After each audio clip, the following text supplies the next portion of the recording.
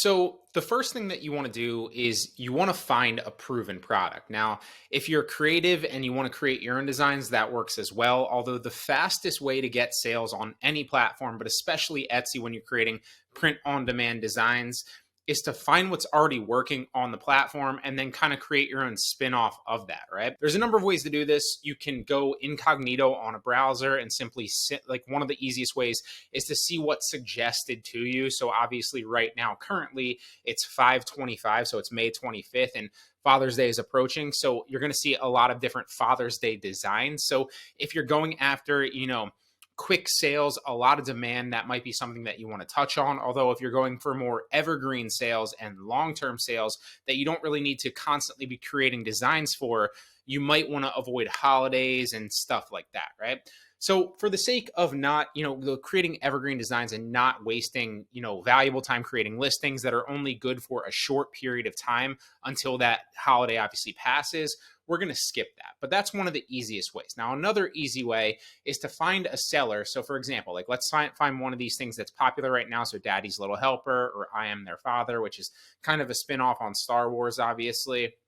You find out like one of the popular ones right here, and you click it, and then you reverse engineer from that seller. This seller specifically has 4,000 sales. You go to them and you see what's popular that they're selling, and then you figure out, reverse engineering, you check those specific products in there against Etsy as a whole, see if there's demand, but not enough supply to fit that demand. And that's just one of the simple ways, right? But the first step is finding an in-demand design that you can create and kind of replicate. I went through a couple and I found some cool ones. Like obviously Bath and Body Hurts is a funny play off Bath and Body Works in a mug here. So it's a similar design. Now you do need to be careful, a little caveat here, when you are creating like store designs or anything that, might potentially have an intellectual property, component to it. I actually, before I actually realized this, and I actually knew this, I don't know why I went ahead and created it. It was just kind of like a brain fart at the moment, but I made a play off like, it was like half the Target logo, obviously got an intellectual property. I think it was, IP complaint on that on my Etsy store. It was my first one. And so, hard lesson there, but you don't want to use anything like that. Now, this obviously isn't using the Bath and Body Works logo, but it is kind of walking that gray area and that fine line.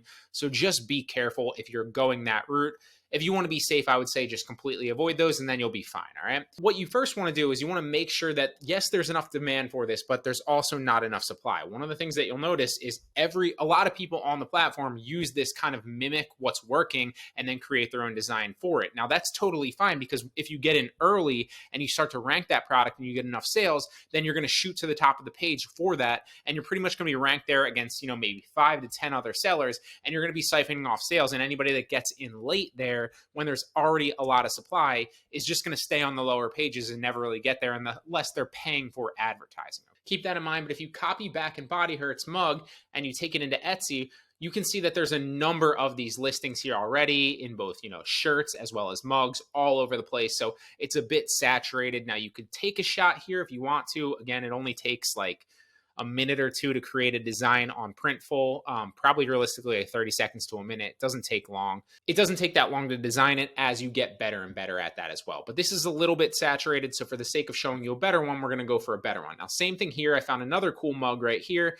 and I thought this was a funny design. And here we go again. I mean, good morning. So if you take that into Etsy, again, to just check the overall demand on the platform, you can see that a lot of people have created this design and a very, very similar design. So this is an example of a very saturated product that you don't want to create because chances are you won't be able to rank it. If we go into reverse engineering another store, and you can see that I found a store here that has a lot of very, very popular designs, and make no mistake, like popularity is a good thing, especially on Etsy, but on a number of platforms, because I would rather go after a design that's super popular that has a lot of competition rather than a design that has no demand at all, but no competition, because the demand and the competition there, it tells you that there's demand there and that people are buying that, right? So I'd rather compete in a space like that than a space that has no demand at all. So, you can still go after these products. I'm not telling you not to create these designs, but ideally you'd find one with a lot of demand with not enough supply to match that demand. All right, just keep that in mind. So this person, if you check all of these, and I did obviously before this video, a good number of them,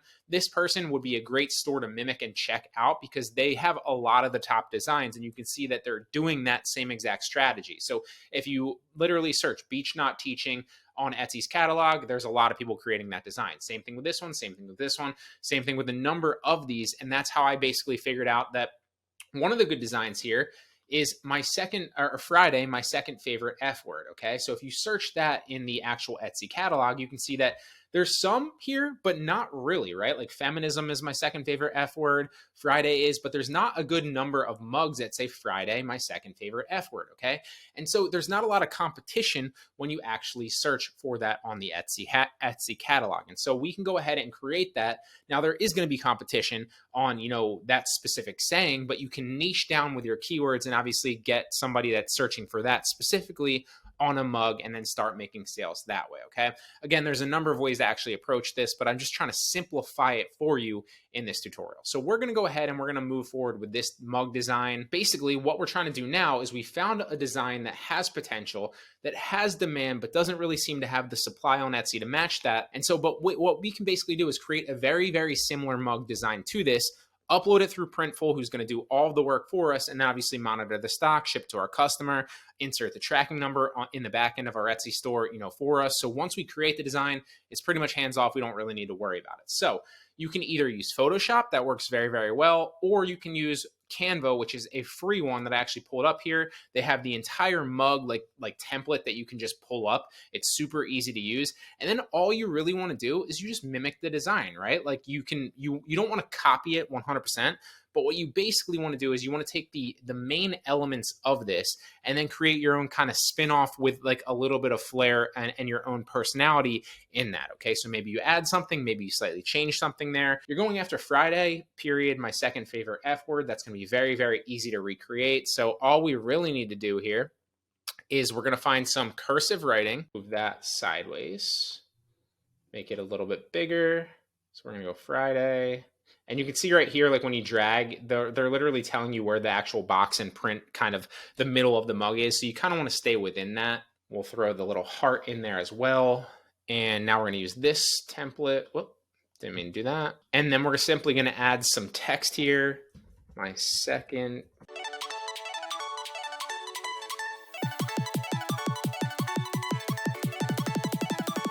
And so in about a minute and a half, really easily, it took me to create and kind of replicate this design. All I really did was I switched the text around slightly, very, very slightly, added the little heart and added the little wine symbol for Friday.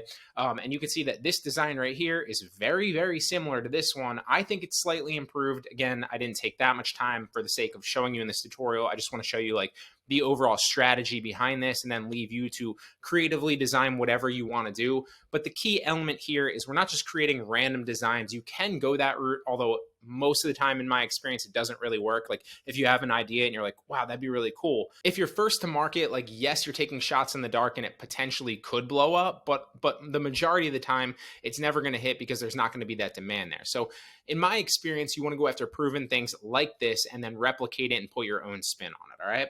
So now that we have the design, we're going to keep this listing up because we want to use their SEO and a lot of the keywords in their listing because clearly this listing is super popular and something's working for them, okay?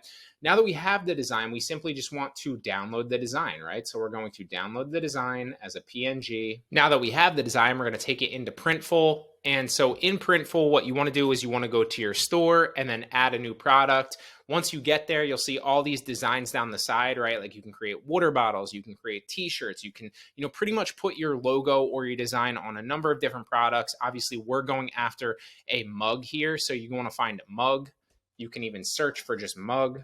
And then right here, you have 3 different options for mugs. We'll go with this one. It's the cheapest. We're going to drag our design or just upload your design in there. So upload a new file and bam, there you go. Now you want it to kind of stretch as much as possible because you want that design to be, really fill up the entirety of the mug that you can kind of see. Now, if you want it to be more in the middle, you can drag it down a little bit. I would say if you're, worried about it like overlapping a little bit, use caution there. Ideally with t-shirts and especially mugs as well, you want the design to fill out as much of it as potentially possible. But if you're worried about it being overlapped slightly, then go on the safer side, go a little bit smaller. It's still going to look half decent. Now, you can use lifestyle mock-ups like this, where you can kind of see the person holding the mug, or you can kind of use like mock-ups for, a specific holiday season. For example, if this was like, for Christmas, for example, well, then you could use a holiday mock-up for Christmas or Valentine's Day or Father's Day or whatever.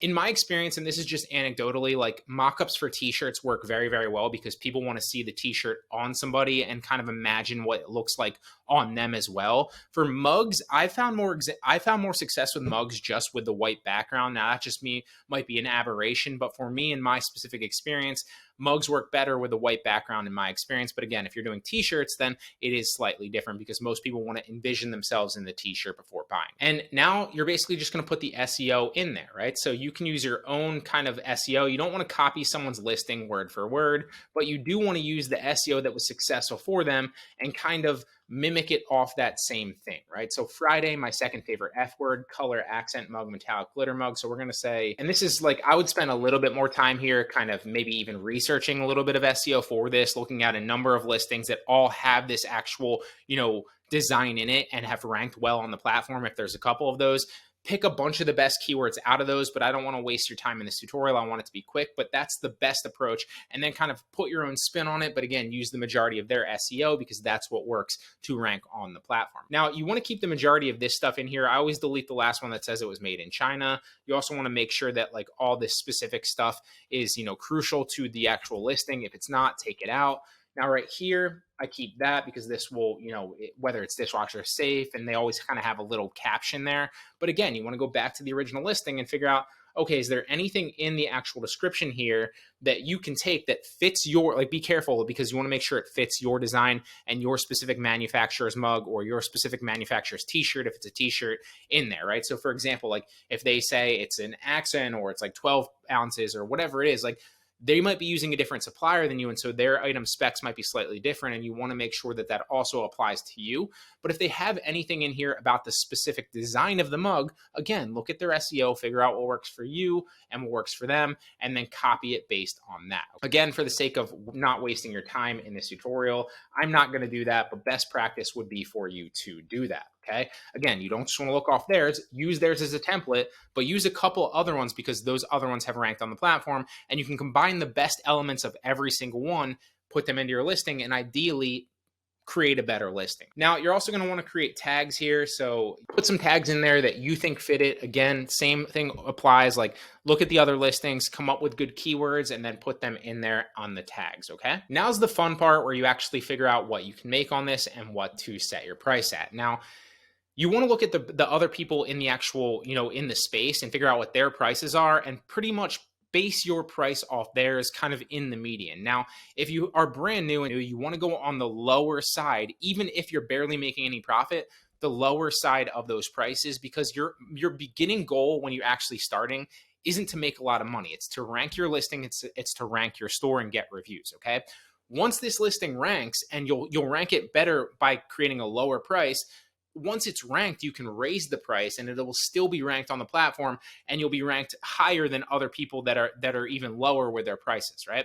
But to get this ranked in the beginning, you want to keep your price relatively low so that you're getting sales, so it builds up the search results and it moves up the pages on those search results. Once you do get sales, raise your price. That's the general strategy that's worked best for me and what I've seen kind of recommended across the board. I think it's smart. It works pretty much on every platform, but especially here when you're doing print on demand mugs and t-shirts on Etsy. So we're going to put both designs here. It's going to tell you what your printful cost is here.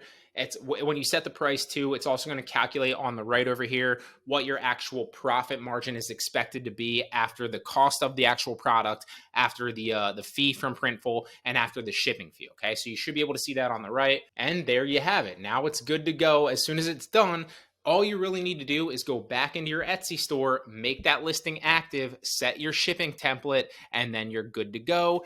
Printful will handle all the rest of it, right? So they're going to obviously keep the mug in stock, like the blank mug.